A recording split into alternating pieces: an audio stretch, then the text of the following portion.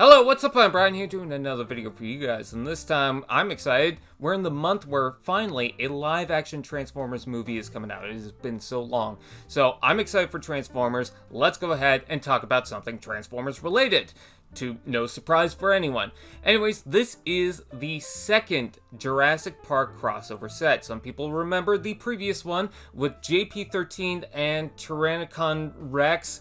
Yeah, the names weren't really that original, but it was a pretty cool 2-pack. Some quality issues here and there, and JP13, the ball joints weren't really that tight. But otherwise, it was just a cool set to get. I love the alt mode of the characters, and the box looks pretty nice. So I'm totally on board with the second pack. This is Dilophocon and JP12. So obviously, they're just keeping up with the theme of the names. And I think that this set looks pretty good. It's based on the scene with Wayne Knight where he gets attacked by the acid-spitting dinosaur. So let's go ahead and start off with the dinosaur itself. This is the Dilophocon. So it's definitely based on Iguanus from the Beast Wars line. Not the Pretender figure, Beast Wars Iguanus. It's vastly different. And not the Transmo one that would come later. No, the original Beast Wars Iguanus. That name has been reused multiple times, but anyways, so yes, I could definitely see that with the mold. You can kind of see it with the transformation, but the shape, even the weapon, is all based on Iguanus. Now, some people are speculating that it won't be remade into Iguanus, which I could see that happening. Maybe this was intended for it, but it got canceled. But I don't know. It's way too similar not to be a pre-tool for that. But I don't know, with the crossover figures, sometimes they don't do it, so I guess we'll have to wait and see. But otherwise, this definitely does look like the character, especially with the alt mode. Now, I'm not sure how I feel about that kind of copper crimson color blending into the skin tone. It just kind of breaks up and it's more metallic color. I get what they're going for, but I'm not sure it necessarily works for this case.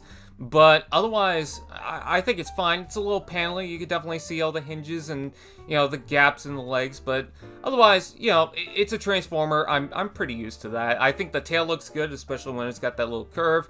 And then the head looks really good. I love the shape of the head itself. And then the frills with the red and the teal around that. That looks nice. The blast effect does look cool, but it also looks like he's got a bunch of green and blue Twizzlers sticking out of his mouth.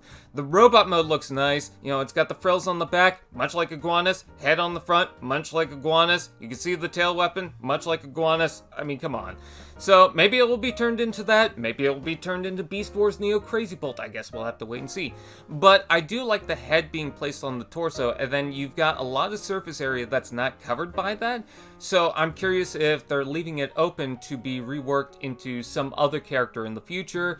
Maybe they'll somehow remake it into the Crocodile Megatron. I don't know if that would work, but I don't know. With remolds nowadays, anything could happen.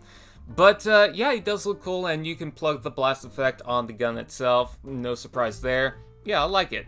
Now for JP12, he transforms into the original Jeep, which I'm a little excited for, or a little more excited for compared to the JP13. I prefer that Jeep, so I do like that, and the robot mode does look similar to Hound, but it's not a rework of an existing Hound, and it's not a rework of the Earth mode Hound that we're getting eventually. The only similar thing is the lower arms, but I look back at the original image of that Hound, and it doesn't really seem to share anything other than maybe some transformation steps, but otherwise, yeah, it's a different character, different mold. And I will say for the Jeep mode, it is unfortunate with all the kibble on the bottom there, but I'm not super bothered because it's a truck that's very high up from the ground, so I kind of understand that, it's just going to have things hanging off there. As far as the alt mode is concerned itself, it does look very nice. I like the boxy front. I like all the details and little things and attachments on the front bumper there. The lights on top look nice. I like the canopy, the dark red with the tan. I think it looks pretty good. I also love the Jurassic Park logo on the side. As well, you get the JP12, so of course. But as far as the robot mode is concerned, some people are upset with the tires in the belly, and I'm pretty sure they're just trying to make him a little more chunky. The unfortunate part is that he's got a lot of kibble on the back, but I don't necessarily mind. I like how clean the boots are. I definitely like the shaving cream canister that he has included. That's an iconic part of Jurassic Park. And then he's also got a little pistol. It's just a little tiny thing. It kind of looks more like a taser, but that's fine. And I also love the fact that they gave him the yellow hat. That's so adorable. So I'm into the set. You know, I definitely want to get it. I think the unfortunate part is that it's not an open box. I like that from the original Jurassic Park pack, but I do understand why. Why they have to do that. And you know, it's pretty good artwork regardless. So with that out of the way, I do apologize for stuttering a bunch, but you know, I'm excited for this. So there. With that, please like, comment, share, subscribe, and all those fun doodads, and I'll see you guys next time.